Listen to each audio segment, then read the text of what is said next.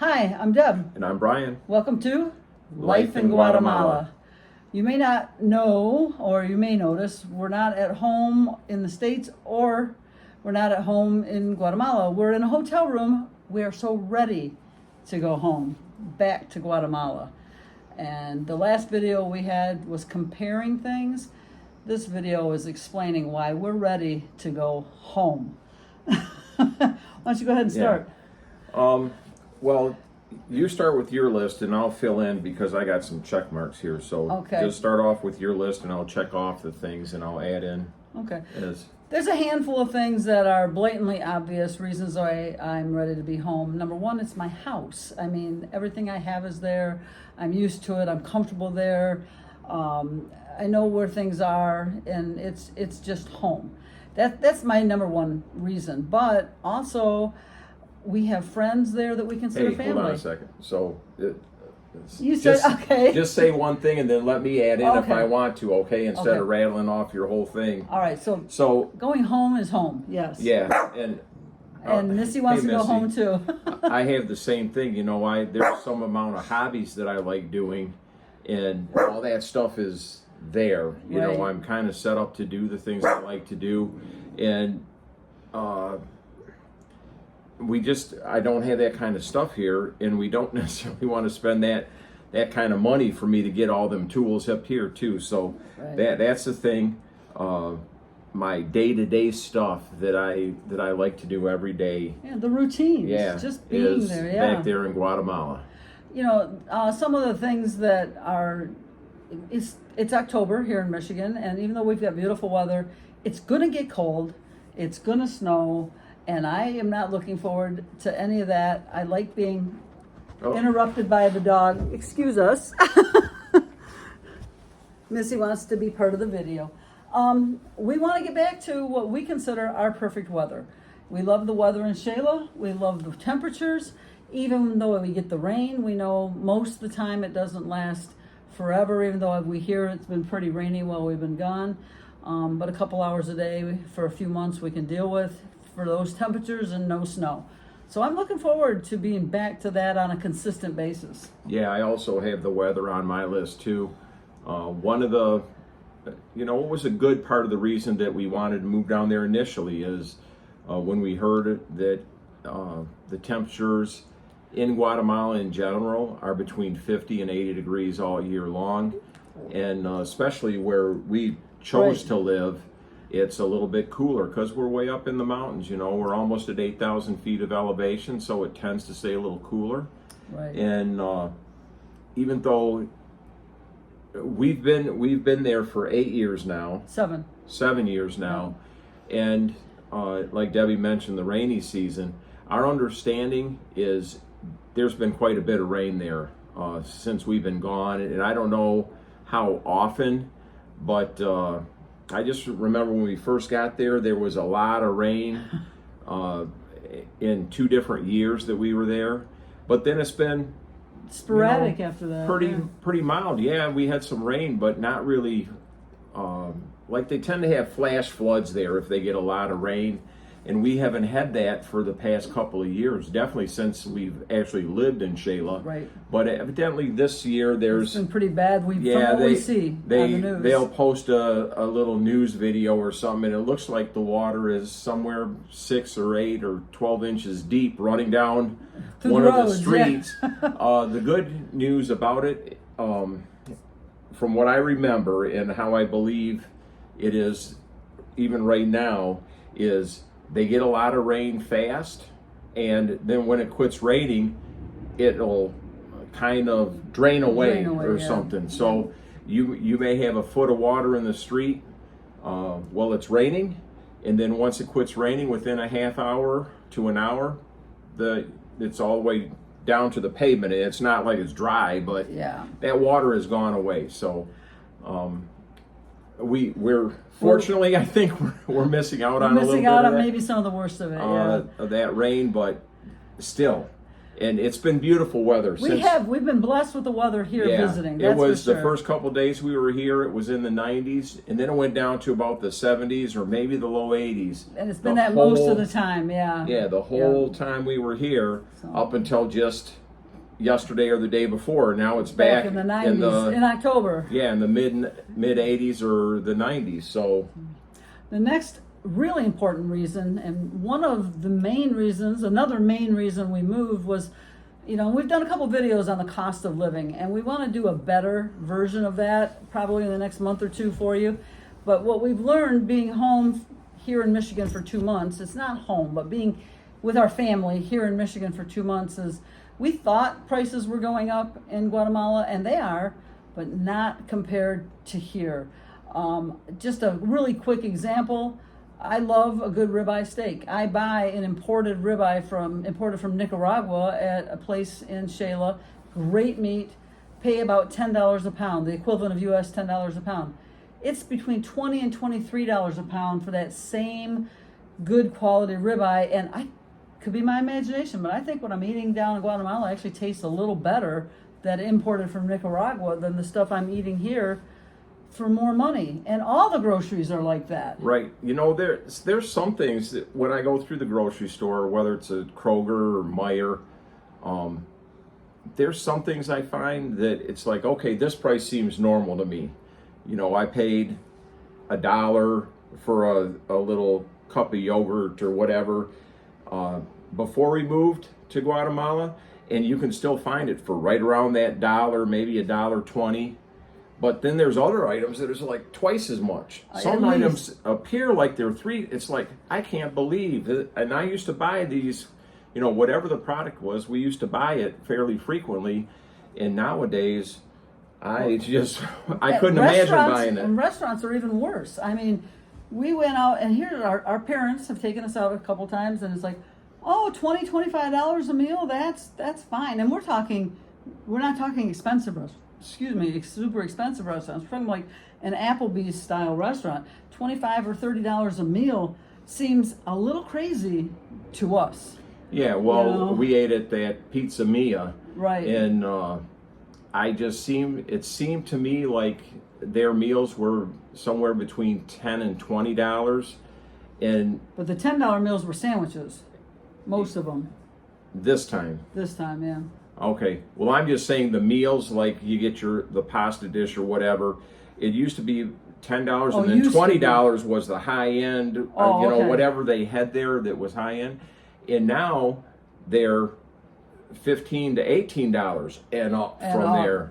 And that's for an average meal, and our folks aren't even blinking at that. Oh, yeah, that's not expensive. They're used to it over the past handful of years when the prices really went up, and now that's the norm. Yeah, so that's something I'm looking forward to, is shopping back at home in Xela again for good food.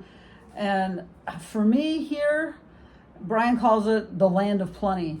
There is too much temptation on things that I wouldn't normally eat when I'm home in Xela. The extras, the snacks. I'm a sucker for Dairy Queen blizzards. Thank you. We don't have Dairy Queen. Yes, we have lots of ice cream stores, but Dairy Queen's my downfall. And so I need to get away, because I've had 2.5 Dairy Queens, and today I had a chocolate malt.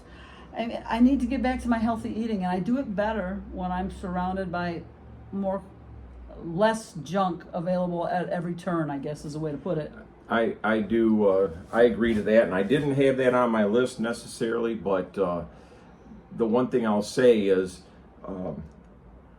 every time I travel back here, because just according to our last video, there are some things that are extremely hard to get in Guatemala, and things that, I lived in the United States for 55 years. Exactly. I'm accustomed to a certain amount of things. So when we come back to the United States, there are certain restaurants or types of food that, once again, I miss because I can't get them. And so saying all that, it's hard to fit in every single restaurant that you ever ate at. That's like, wow, I really miss, going here. And some simple things like Arby's, Arby's roast beef sandwich. I didn't eat Arby's, once every couple months up here or something. It wasn't all the time, but it was just nice and something different, and they don't have it. And so it's all these things, man, I'd like to eat here, I'd like to eat here, I'd like to eat here. And in saying that,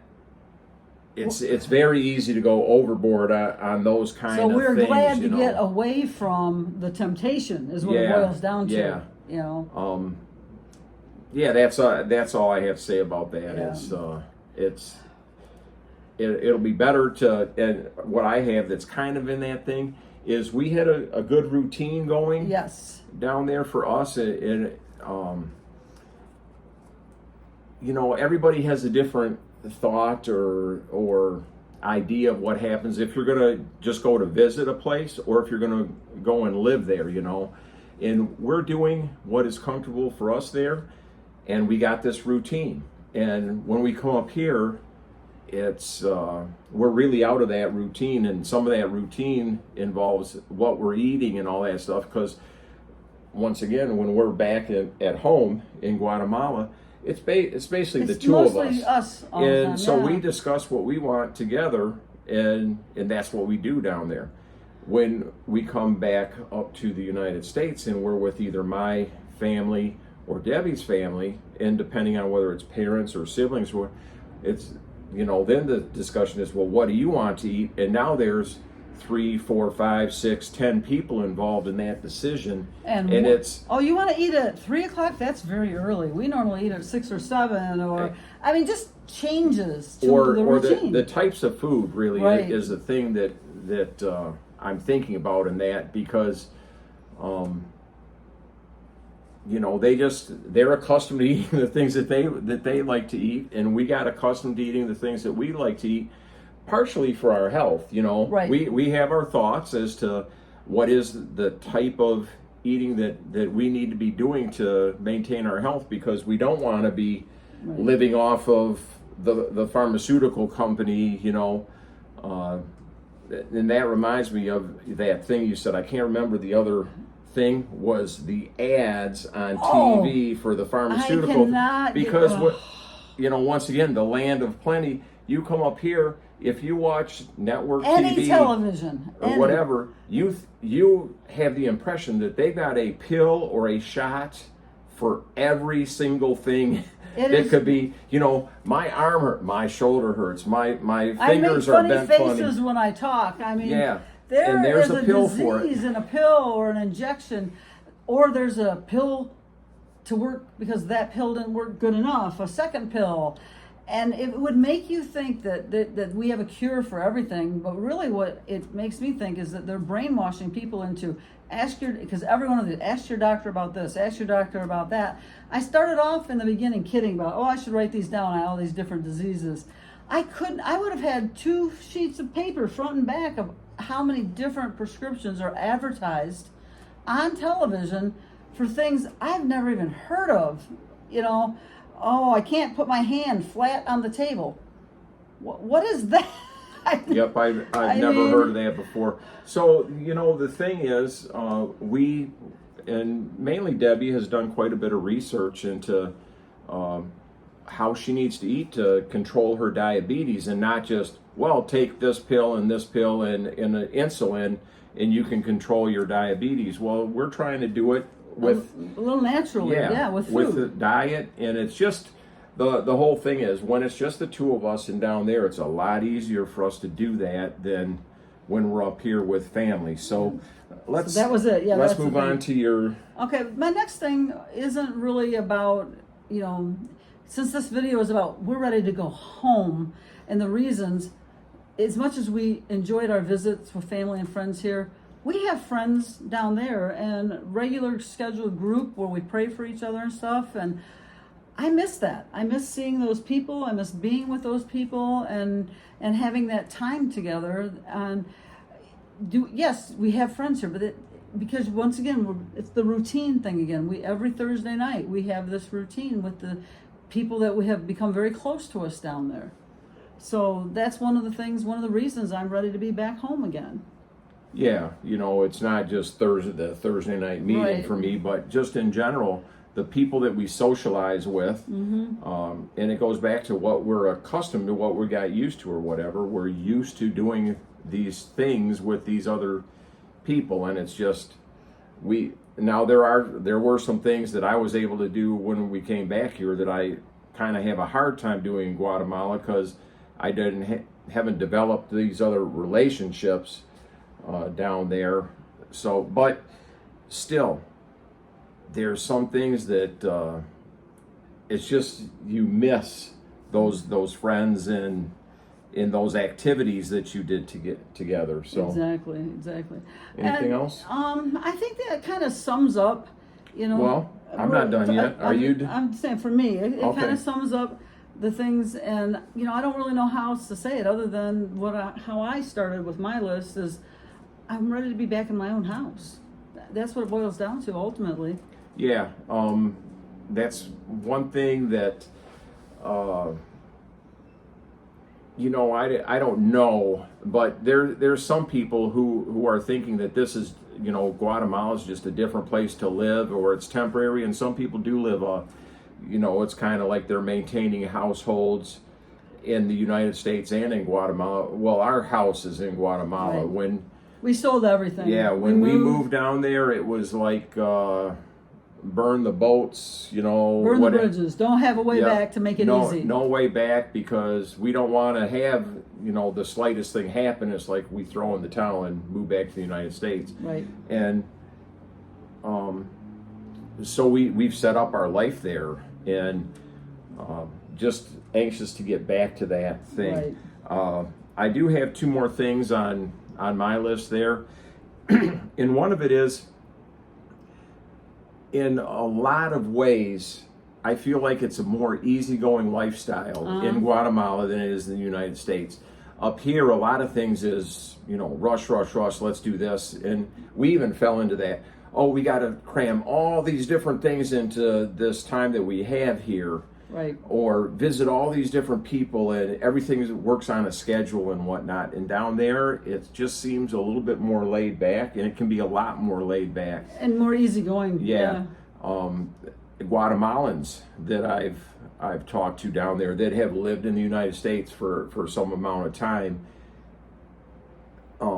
they enjoy coming to the United States and making the money, but not all of them, but there's a number of them that they want to send all that money back or save it all, and then be able to kind of retire early or semi-retire and go back to their home, which, Guatemala is their home. And a lot of that talking is, I don't like that I got to pay a license or a fee or a permit for every single thing. A parent that seems like that's the way it can be up here sometimes. There's a little bit of a joke or whatever about when we were kids. We used to be able to set up a lemonade stand in front of the house and sell lemonade for a nickel a cup or whatever. And now there's places that's not allowed. People call the police on you for doing business without a license, and you're a kid. Or whatever the thing is. It boggles my mind. But and we mentioned this in our video last time. On that same vein, we both love the fact that if I see a price on something in Guatemala, that's the price. I don't get there and it's like we rented a car to drive from our parents' home to the airport. You get the ad. Rent a car, $50. $49 and some shit, $50. By the time they add the tax and the fee and this, it's $71 and gas. And it's like, okay, I like to know the price. Just what's the price? Yep. That is one thing. And the one other thing that we had up here, and once again, we sold everything. We moved to Guatemala. When we come back here, if we want to get around, we're always looking for borrowing a car.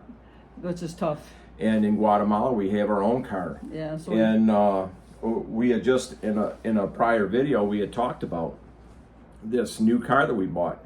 And it's not the most luxurious car or whatever, but I like it. It's economical. It's comfortable. Yep. And it has enough features on it that we feel good about having it.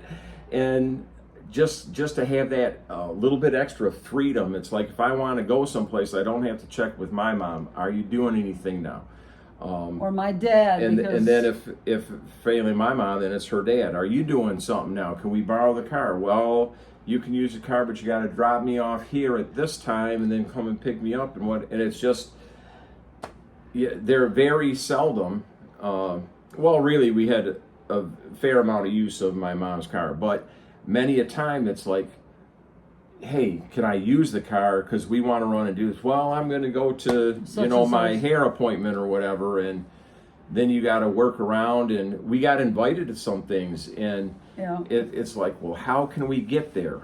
A lack of independence when we're visiting here is what it boils down to, and it's not for lack of trying or generosity of our family, because they've been great. Yeah. I mean, my brother loaned us one of his cars for we took a 2.5 day trip to Mackinac Island. And I mean, and it worked out well, but once again, it wasn't ours. We had to depend on somebody. So we're looking forward to being on our own again. Yeah. So anyway, we wanted to share with you, we're ready to go home to Guatemala. Yep. So hopefully at this time tomorrow, where will we be? In the air to Guatemala? Will we be sitting in Dallas or something? We'll be almost on the ground if there's no delays on our planes. Thanks for watching. I'm Deb. And I'm Brian. From Life in Guatemala.